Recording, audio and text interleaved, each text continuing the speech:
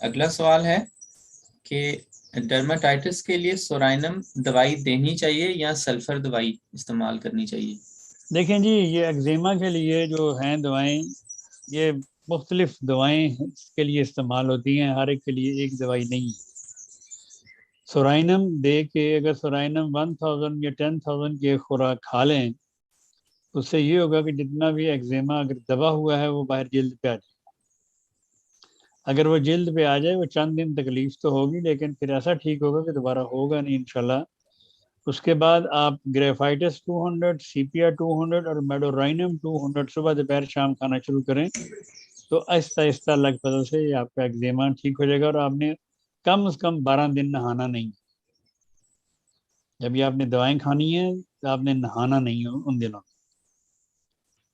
سورائنم 1 m یا 10 m کی خوراک کھا کے کچھ ویٹ کریں تاکہ وہ جتنا گند اندر پھنسا ہوا ہے وہ باہر آ جائے۔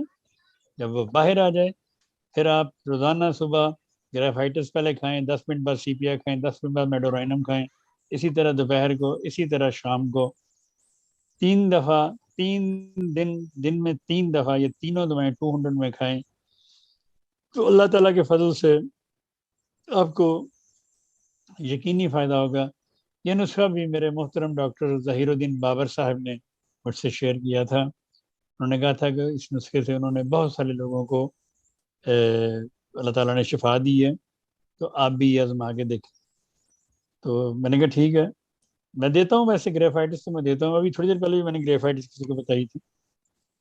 تو یہ نسخہ پھر آپ اس طرح استعمال کر کے دیکھیں، مجھے امید ہے انشاءاللہ تعالیٰ آپ کا ایگزیما وغیرہ ٹھیک ہونا شروع ہو جائے گا۔ جی ٹھیک ہے۔ اگلا سوال ہے